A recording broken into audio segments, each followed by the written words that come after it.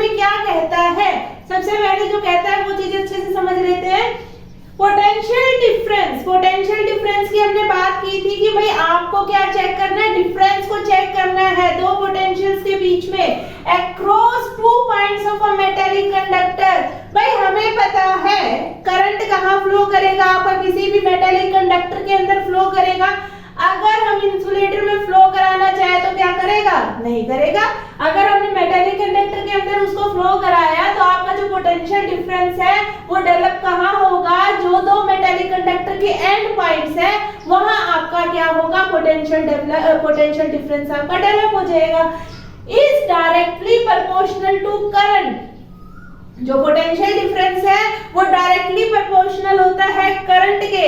ये चीज हम बिल्कुल आपका बिल्कुल ढंग से क्लियर करेंगे कि कैसे आपका डायरेक्टली प्रोपोर्शनल है करंट के। Passing through the circuit provides its temperature remain constant. कि भाई ये क्या प्रोवाइड करता है कि आपका जो इसका जो टेम्परेचर है ना वो क्या रहे, आपका कांस्टेंट रहे। क्योंकि वायर जो है आपकी ज्यादा, उसके अंदर अगर आपने टेम्परेचर दे दिया तो जो करंट है, करंट फ्लो होने की बजाय जो वायर है वही आपकी क्या हो जाएगी, वीक हो जाएगी। तो टेम्परेचर को कांस्टेंट रखने के लिए जो पोटेंशियल डिफरेंस है एक मेटालिक कंडक्टर के दो पॉइंट्स के पास में वो डायरेक्टली प्रोपोर्शनल होता है किसके, करंट के। पासिंग जितना करंट उसमें से पास कर रहा है through the circuit provided its temperature remain constant. जो क्या प्रोवाइड करता है कि जो उसके अंदर जो टेम्परेचर है वो कैसा रहे, आपका कांस्टेंट रहे। इतना ही करंट उसके अंदर पास किया जाता है कि वो टेम्परेचर कैसा रहे, आपका कांस्टेंट रहे। अब जैसे अगर हम बात करें हीटिंग इफेक्ट के अंदर हम ऑब्जर्व करते हैं तो जैसे आपकी आयरन है या फिर आपका हीटर है तो उसके अंदर क्या किया जाता है कि आपकी रेजिस्टेंस को बढ़ाया जाता है। जो आपकी वायर है उसमें आपकी बहुत सारी कॉइलिंग करके, उसकी लेंथ तो बहुत ज्यादा रहेगी लेकिन आपकी उसकी काफी सारी कॉइलिंग करके उसको क्या किया जाता है, शॉर्ट कर लिया जाएगा। अब जो शॉर्ट कर लिया जाता है तो उसमें जो टेम्परेचर जो बढ़ जाता है उस टेम्परेचर को टॉलरेट भी तो कराना पड़ेगा। अब वायर छोटी सी है और उसके अंदर आपने टेम्परेचर इतना सारा दे दिया तो फिर वो वायर क्या हो जाएगी, आपकी ब्रेक हो जाएगी। तो इसमें जो आपका ओम्स लॉ जो कहेगा, ओम्स लॉ क्या कहेगा कि जो पोटेंशियल है वो डायरेक्टली प्रोपोर्शनल है करंट के। जितना हम पोटेंशियल डिफरेंस देंगे उतना ही क्या करेगा, आपका जो टेम्परेचर है वो क्या करेगा, आपका इंक्रीज या डिक्रीज करेगा।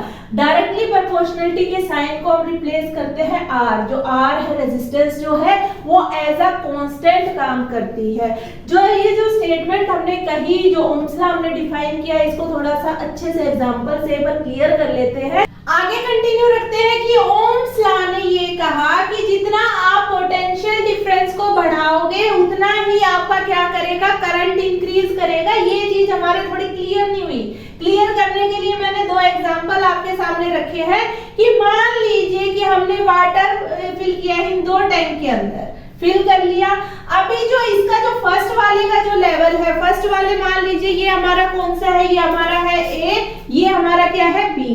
तो आपके जो ए टैंक के अंदर जो वाटर लेवल था वो कितना है आपका, यहाँ तक लाई कर रहा था। बी में हमने देखा जो वाटर लेवल है बी में आपका कहाँ लाई कर रहा है, यहाँ लाई कर रहा है। अगर हम कहें कि दोनों के बीच में डिफरेंस कितना है, वह डिफरेंस ये है आपका, ये किसको डिफाइन कर रहा है, आपके डिफरेंस को डिफाइन करेगा। अब बात कर लेते हैं दूसरे एग्जांपल की। दूसरे एग्जांपल में क्या है कि ये तो आपका टैंक ए है और ये टैंक क्या आपका बी है। अगर मैं टैंक ए की बात करूं तो टैंक ए का जो वाटर लेवल है वो आपका यहाँ तक लाई कर रहा है।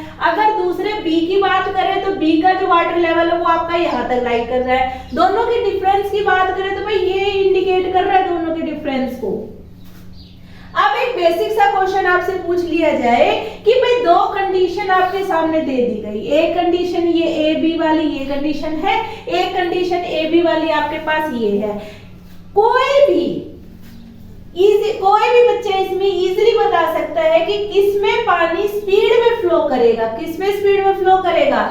अगर आपका पानी इसमें तो थोड़ी सी जरूरत है तो मतलब थोड़ी सी जरूरत के लिए तो वो इतनी स्पीड नहीं बढ़ाएगा।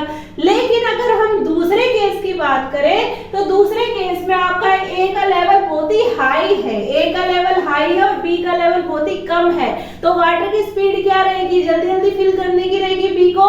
यही चीज आपको ओम्स लॉ कहता है। क्या कहता है कि जितना आप पोटेंशियल डिफरेंस को बढ़ाओगे, जितना डिफरेंस बढ़ेगा उतना ही करंट क्या करेगा आपका बढ़ेगा, उतना ही इंक्रीज करेगा। कि आप जितना पोटेंशियल की वैल्यू को इंक्रीज करोगे उतना ही करंट क्या करेगा आपका इंक्रीज करेगा। जितना आप पोटेंशियल डिफरेंस को डिक्रीज करेंगे उतना ही करंट क्या करेगा आपका डिक्रीज करेगा। तो दो केसेस बनते हैं आपके, एक बनता है इंक्रीज के लिए, दूसरा बनता है डिक्रीज के लिए। जो डायरेक्टली प्रोपोर्शनलिटी वाली जो कंडीशन थी कि V is directly proportional to I, ये जो डायरेक्टली प्रोपोर्शनलिटी का जो सिंबल होता है ना, ये बच्चे काफी कंफ्यूज रहते हैं। डायरेक्ट प्रोपोर्शनल जो रहेगा आपका, तो ये डायरेक्ट प्रोपोर्शनल का मतलब क्या है, इस डायरेक्ट प्रोपोर्शनल को एक बार समझ लीजिए अच्छे से। ये जो डायरेक्ट प्रोपोर्शनल है ये कहता है कि जितना आप इस वैल्यू को इंक्रीज करेंगे, किसको पोटेंशियल डिफरेंस को इंक्रीज करेंगे, उतना ही क्या करेगा आपका करंट वैल्यू इंक्रीज करेगा। मतलब जो चेंज है वो आपका कंटिन्यूअस रहेगा। कि मतलब जितना इसमें आपने चेंज किया उतना ही चेंज इसमें होगा। अगर आपने इसको इंक्रीज किया तो आपकी I वैल्यू भी क्या करेगी इंक्रीज करेगी। अगर आपने V को डिक्रीज किया तो आपकी I वैल्यू भी क्या करेगी डिक्रीज करेगी। तो ये आपका किसको रिप्रेजेंट कर रहा है, आपका डायरेक्ट प्रोपोर्शनलिटी को रिप्रेजेंट करेगा। और ये स्पीड वाली चीज भी आपको बिल्कुल क्लियर हो गई होगी कि जितना वाटर लेवल आपके इक्वल होंगे वहां पे जो स्पीड रहेगी वो आपकी लेस रहेगी।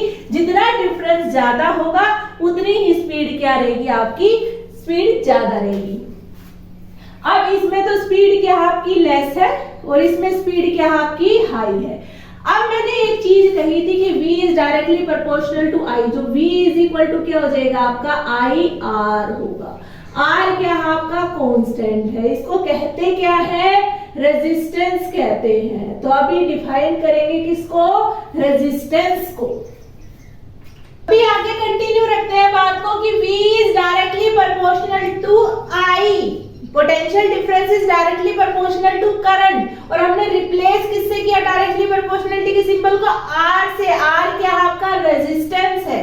ये रेजिस्टेंस क्या होता है पर इसको और देख लेते हैं। It is the property of a conductor, conductor की वो प्रॉपर्टी जो क्या करती है रोकती है किसको फ्लो ऑफ चार्ज को। चार्ज को क्या करती है आपके उस फ्लो को क्या करेगी रोकेगी।